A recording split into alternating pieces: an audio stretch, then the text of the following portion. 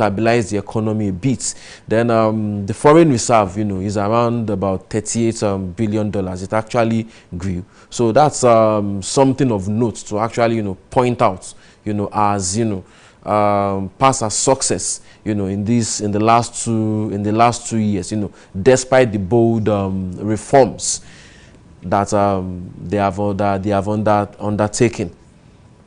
All right. Well, looking at all these indices, we have more to talk about, yes, especially when it comes to imparting in governance and on the people. However, we'll go on this break now, and when we come back, more talking points. I'll be joined by a comrade, a human rights activist, and also a public and social commentator, Abe Abiodun Bamigboye. All right, stick around. Don't go away.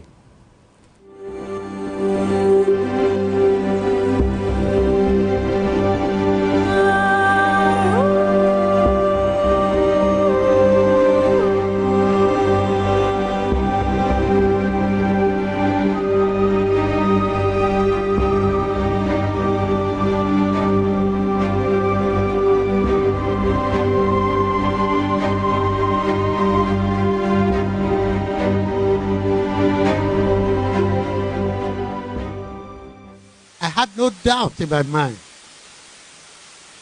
that with this collection, we are going to set agenda. More importantly, we are going to enforce social ethics. Because part of the problem of Nigeria is that the state is too powerful and the society is too weak. So when the state begins to misbehave, the weak society has no power to hold them into control. So we begin to do social ethicizing. So we not only report, we will not only inform, we will also set agenda.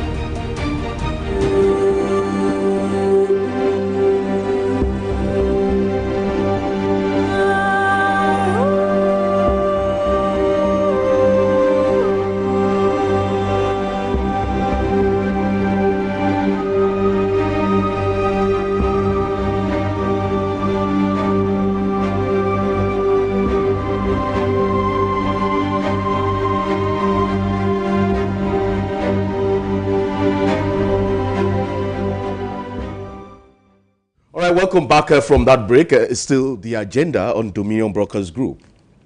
Well, we've been discussing the 2 years of this administration's journey. And then the question is, one question, is the hardship now a policy? Before we went on the break, Dolapo was telling me about the macroeconomic policies of this administration, telling me how they've done so well in the macroeconomic level. However, I've been asking, how has it translated to the average Nigerian on the streets? So joining me again this morning to x-ray these and many more and the 2-year journey so far of this administration. Well, basically I now have two gentlemen in the studio. Well, I have Charles Anjorin here in the studio, that's Dolapo, and then Comrade Abiodun Bamigboye, popularly known as Abe Trotsky. Good morning, it's good to have you in the studio this morning. It is a pleasure being here. Good morning, sir. Well, 2 years, we're talking 2 years now, and then 2 years of this administration before you came in. And then you want to say, how far so far? How well has this administration fared? Remember, Mr. President, before he came to power, said, I beg for this job. Don't pity me. Do you need to pity him now? Yes, Nigerians are not pitying him, and that is why the anger against his anti-people policies that has made life more miserable for mass of Nigerian working people continue to grow on a daily basis. Since the day one of this regime, it is a regime that has been characterized with four forms of industrial crisis, threat of strike, threat of protests, agitations on the streets, and so on and so forth. And that shows that Nigerians have not in any way pitied this regime. And they are not ready to pity this regime. They will continue to let this regime know that it has been nothing in 2 years but a monumental disaster for vast majority of this country, or a vast majority of working people in this country. And the example is everywhere. In 2 years, the number of Nigerians that have been plunged into the poverty line has multiplied, in multiple folds, such that, as we speak today, over 133 million Nigerians live in multi-dimensional form of poverty. That is aside that. But you want to argue that people have been living in poverty before this administration? Yes. And that is why I say it has multiplied.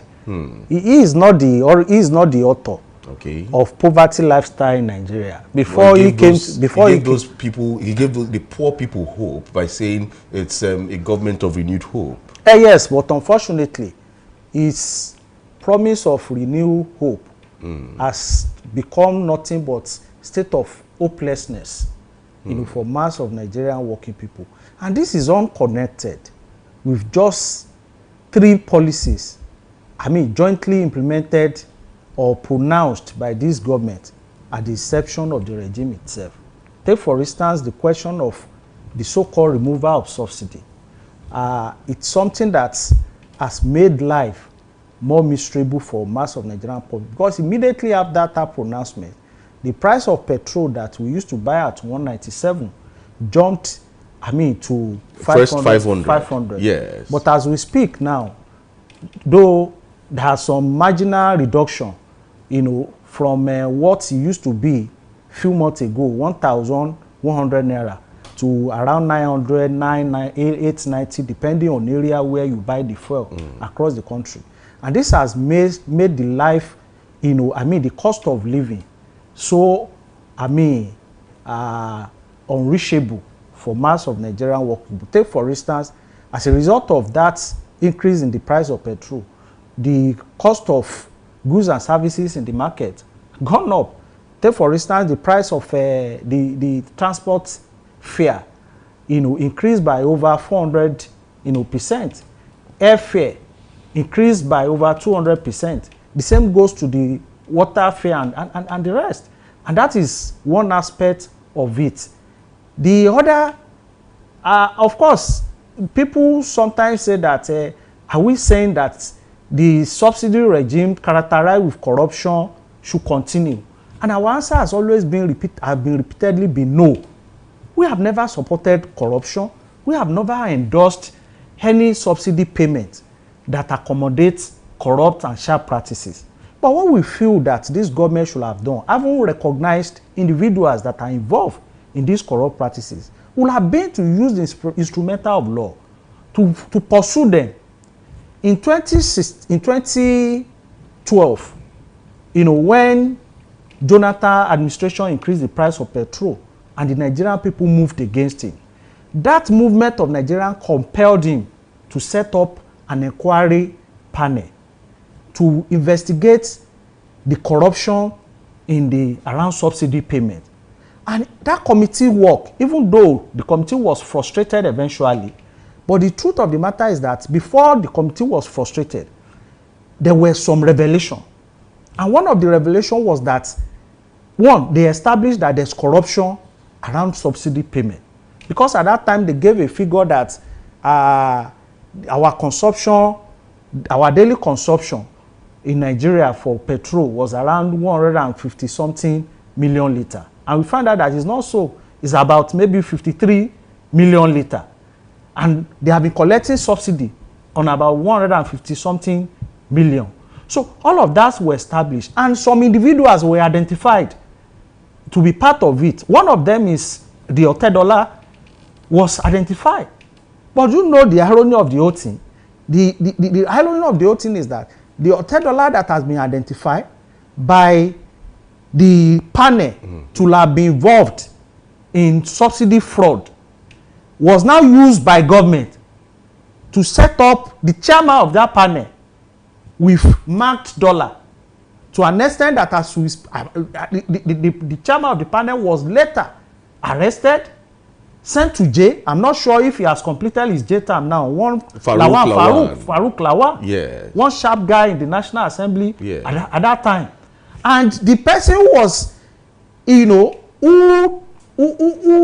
set him up with a marked dollar, who has already been, indicted in the panel, is living as a free man today. We feel that if Tinubu-led administration want to do well for Nigerian working people, having recognized, that subsidy payment in Nigeria is characterized with corruption, sharp practices, and frauds, he will have used the instrumental of law, to pursue them, arrest individuals who are involved, use the instrument of law to recover the money looted from them, and begins to use it to invest, to advance the life of the people. Because what the Tinubu-led government did was now to make the poor people to be paying for the crime for they never committed. That is what it means now. But as vast majority of the people today are wallowing in abject poverty as consequence of this, unfortunate policy, the truth of the matter is that some few Nigerians, billionaires, are smiling to their banks.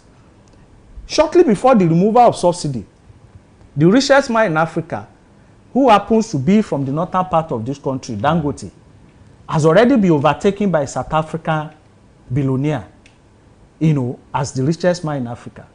But less than a month after the removal of subsidy, he regained his position. He became the richest man in Africa, to an extent that as we speak, his wealth has increased with billions of dollars. Not limited to him. The Otedola wealth has increased billions of dollars, and this showed that the policies of Tinubu is designed to make the richer to be richer, the rich to be richer, and the poor to be getting poorer. And we feel that this is the highest stage of injustice. And that is why Nigeria cannot pity him. And Nigeria must continue to build resistance against these policies that has made life more miserable for them. Well, nevertheless, the birth of the largest single-stream petroleum refinery in the world, where you talked about now, the Dangote refinery, which is capable of meeting the needs of PMS and other fuels, even to the level of exporting the product to other African nations and beyond, became a flicker of light, hope, and a great achievement so far in the all-important petroleum sector. Even the alleged attempted sabotage and the rough fight between the government and the visionary, Aliko Dangote, the refinery has come to stay, courtesy of Bola Tinubu's government. If you say Tinubu has not done well, this is a pointer that he has achieved something. The first private-owned refinery in Nigeria, working. We've been talking about other refineries, government-owned refineries. Do they produce PMS? Nah. Well, if you talk about road infrastructure, it has received the deserved attention from President Tinubu's 2-year-old administration so far. Well, the most audacious is the Lagos-Calabar Highway, which is ongoing. Well, you want to say kudos to this government, yet so much is still being expected, as several agrarian communities are still inaccessible due to bad roads. With the increased revenue coming to the states every month as a result of subsidy removal, which translates to more financing of security votes, many states are still battling insecurity within the states. Now, let's talk about insecurity. And let me come to you, Dolapo. Now, the state of insecurity in the country right now, especially if you look at kidnapping, banditry, herdsmen attack. In fact, next week, I'll be bringing you an exclusive on herdsmen attack in Oyo State. Yes, I'll be going to see them. I want to see them operate. So we're bringing live scenes to you on camera. Don't worry. Some will say it is a mission that one wants to put his life on the line. But don't worry, we'll get there, we'll bring you exclusives. And this is Dominion Television. Well, when it comes to insecurity, has this administration tried in a way to, salvage insecurity in Nigeria? When you look at what has been budgeted for the security sector, it's in trillions of naira. And on a constant basis, on a daily basis, I don't think there's a day in this country where there's no reported deaths, reported killings. Between January and March, or let me say between January and May, over 2,000 deaths has been reported alone by the media. So you now look at it, you juxtapose the number of deaths, you look at the amounts budgeted for our security apparatus, has it actually made any difference? For me, I'm of the opinion that the more you budget more for security, the more banditry you have, the more kidnappings you have, because it looks like a cartel, like they are running a cartel. Are you saying insecurity is a venture? Yeah, it looks like a business venture up there, because once deaths start to decline, once kidnapping start to decline, once banditry starts to decline, there's no point, voting more revenue, to that sector again.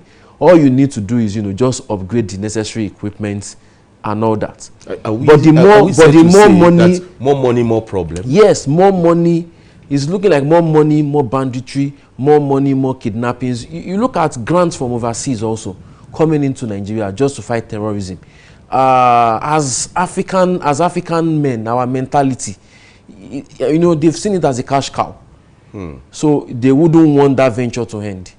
They wouldn't want that venture to end. Unfortunately, the late General Sani Abacha said, if any insecurity lasts 24 hours, it means the government is involved. Comrade Trotsky, quick one here. When you want to score this government in the past 2 years, when it comes to insecurity, have they done better than the Buhari regime? The regime have not done better. And what that means is that the regime has failed to address all of the problems faced by the people before its inception. And there is a huge failure on the side of the government. And what that means, like he rightly pointed out, when you look at how much is being voted on security, it has not translated, into any improvement in form of protection of life and property, of the Nigerian working people. And that raises two questions. And the first is that it suggests, two suggestions. And the first is that it suggests that the money in question is not being spent where it's meant to spend on. Or is being looted or pilfered away by the members of the ruling class. Because that's what it suggests. Because If not, with the huge amount this money that is being voted on security, one would have expected a significant decline, in the crisis of insecurity in this country. But the more money we have, like he has rightly pointed out, the bigger the problem. Something that showed that it appears even that some people are even turning to a business. That once more money is voted into security, they will even begin to instigate insecurity crisis across the country in order to justify the spending expenditure and the expenditure of the money voted. That's one angle. The other angle is that, look, the root cause of the insecurity in Nigeria, more than 80% revolve around economic crisis. There's no way you have a country as big as Nigeria having more than 40% of its productive youth unemployed that will not be in this kind of crisis. I'm a Yoruba man, and I know that Yoruba will say that an idle hand is devil's workshop. When you have over 40 million, Nigerian productive youth unemployed, it's a recipe for all form of crime, because they are idle, and their mind are idle, and it becomes a workshop for devilish arts. And that is why you have all form of crime multiplying in the society today. Internet fraud, youth restlessness. In the eastern part of this country today has collapsed. I don't think we have any government in that place. Don't even talk about the north. In the east today, nobody go out on Mondays. Yeah, crippling economic activity. Police, soldier, government render, crippled by activities of unknown persons. Of non-state actors. Can you still say that we have a government under that kind of situation? In the north today, in Borno, we have about 3-4 local governments controlled by Boko Haram. That people pay tax to them. The same goes, even in Okeogunweya, we learned that some people even pay money because they want to go to farm to ensure their security. They pay money, to herdsmen.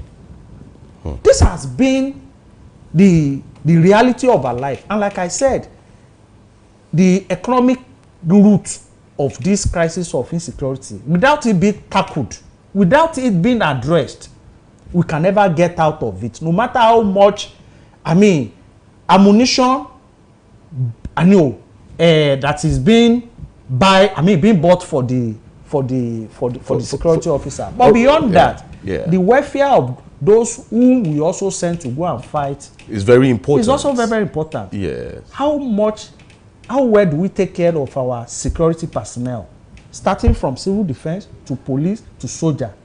The answer is far from something that is sharing. And these are areas that has to be looked into. If all of these are looked into, create more job for youth, pay more, give more remuneration, improve the welfare conditions of the security agencies, including the right to belong to trade unions on their own. Because if they are members of Nigerian Police Force Association or Union, that will offer them opportunity to even ventilate their anger whenever their condition is not being attended to, instead of transferring that aggression on the mass of the poor people on the street by collecting naira, 1 naira, 5 naira. Look at what happened at Old Ife Road, the other time. Very disgusting thing. No policeman in his right senses will shoot, live ammunition in public. In public. But the reality is that psychologically, our security agents are not in their right senses. And it's not connected with not all of them do. Majority. Okay. And it's not connected with the way and manner, they are being treated by government itself. So there's a need for improvement in their welfare condition up to the extent of them being allowed to belong and form trade union on their own for adequate protections of their own economic rights. All right, let's delve into politics and governance of this administration. Officials of President Tinubu's government do not hide the strong desire to let the opposition know that there is no vacancy in the presidency for anyone outside them and the ruling APC. Is this the reason for the mass influx of politicians to the ruling party from other parties to have a piece of the national cake? Well, we'll discuss this now. Let me start with you, Abitroski. In Nigeria, the first 2 years of the first term of the two-term tenure of any democratic regime are usually spent on governance, while the remaining 2 years are spent on politics of power, party supremacy, and maybe consolidation by the incumbency. However, in this administration, in President Tinubu's administration, has it been elevated to a new height where everything and anything politics and politicking are already excessively on overdrive at this moment? Well, the reality is that, which is the reality of our situation in Nigeria, none of the politicians is interested in political office for the sake of, to serve the people, for the sake of the mass of the people. Okay. It's always been their self-serving interest. That has always been the goal. No politicians, contest and win election with a goal of building schools, building hospitals, creating jobs. None. Even when they construct roads, they do that in order to loot public treasury. Many hotels today are owned by politicians. Filling stations, fuel stations. And what that means is that their self-serving interest is always the fundamental reason why they go into government. And they will do everything possible to ensure that they position themselves where that is going to be actualized. And that is why the body language of Tinubu is clear that whether by crook or by fire, he will return after 2027 election. And that party that align with its agenda, an individual that align with agenda also have a brighter chance of benefiting from whatever method that he is all going to use to return himself back in government. And politicians who are smarter have grabbed that message. And that has been the basis for mass influx of politicians from PDP, Labour Party to APC in the recent time. But what that itself means is that there's no fundamental difference in all of these parties. And that is why it is easier for politician A in PDP, politician B in Labour Party or AGA to comfortably move to APC. Because if there's ideological difference, that is not going to be possible.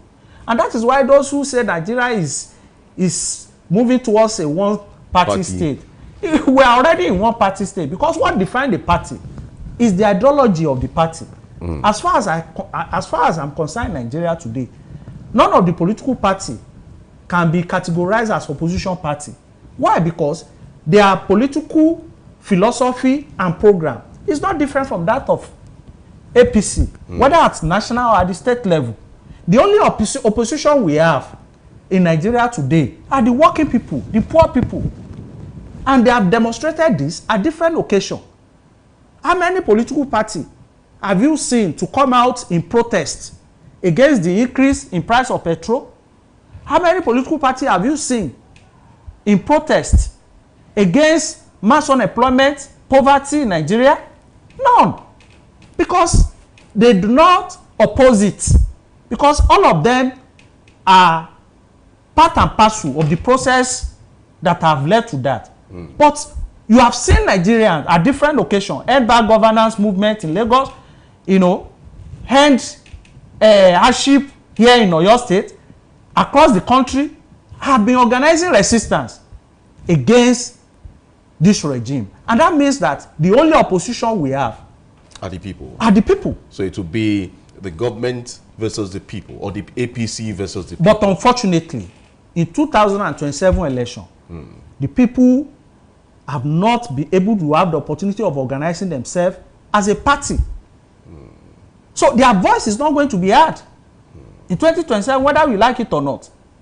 And what I mean is that after that election, one of the camps of the ruling party, the ruling elite, will still form the government in Nigeria, and the attack will continue. But I can assure you that the Nigerians are not going to accept that. They will continue to build resistance. But our position is that resistance must be built to an extent that will lead to the formation of a political party, so that the poor people can constitute a government. Because only when we have a government of the workers and poor, run on the basis of socialist program, that all our problems we face in this country can be said to be resolved. All right, Dolapo, before I come back to you, Petrovsky, Dolapo, many have posited that Tinubu's government is hurting deeply.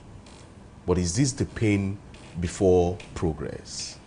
Well, it has always been a mantra of it will first of all get worse before it gets better. We had this 8 years ago during the administration of President Muhammadu Buhari. Now, the supporters of the president are also, mounting this same narrative that we need to go through the hard times before we can smile. I think even if that has to be, if it has to be, let me even concede for a moment. Okay, yes, you need legitimacy to be able to carry out these hard reforms, so that people can actually buy into it.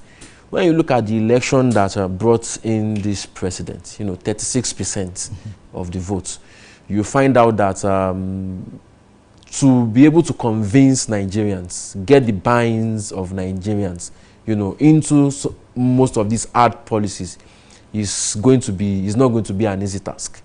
It's not. Most especially when you came into power. Of course, everybody accepts that, yes, fuel subsidy has to go. It has to. Even me, I supported the removal of fuel subsidy. But, implementing fuel subsidy and also floating the naira at the same time, was not... You mean implementing the removal of fuel subsidy? Yes, fuel subsidy, yes. Was not a smart move.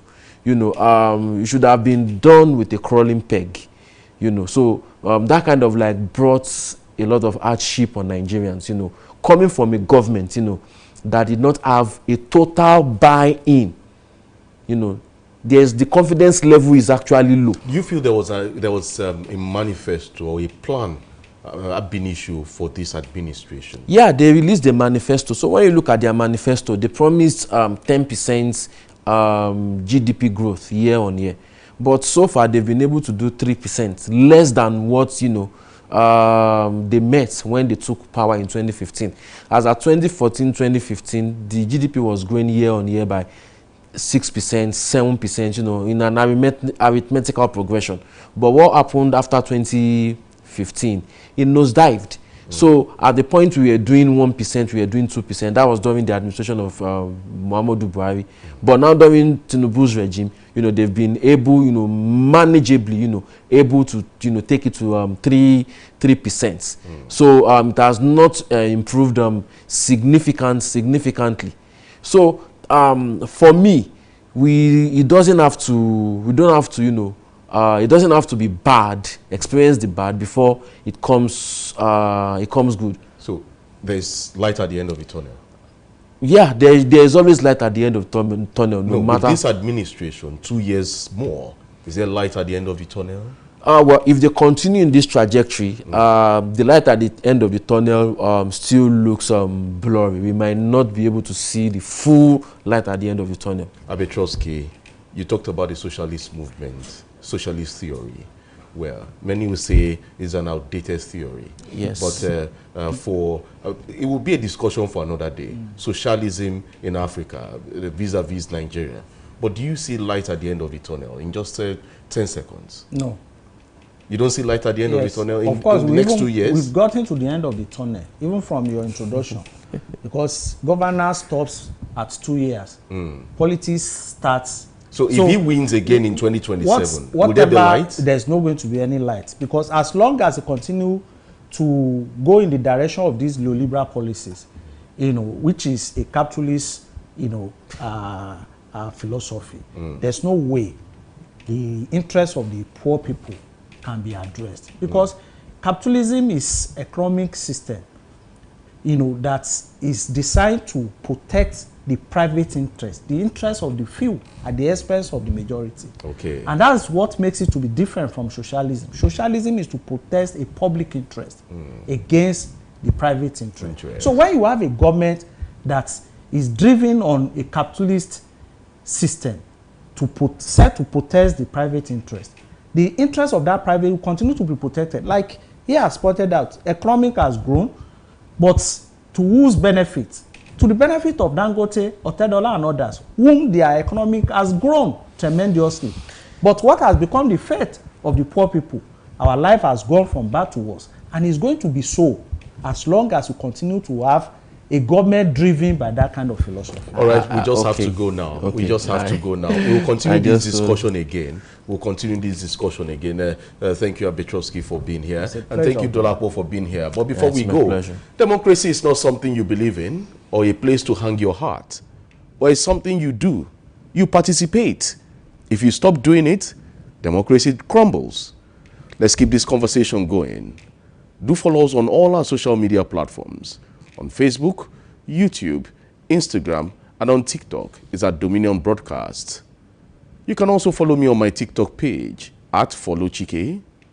My name is Chike Ubogu. Do have a great day and stay safe. And happy 2-year celebration.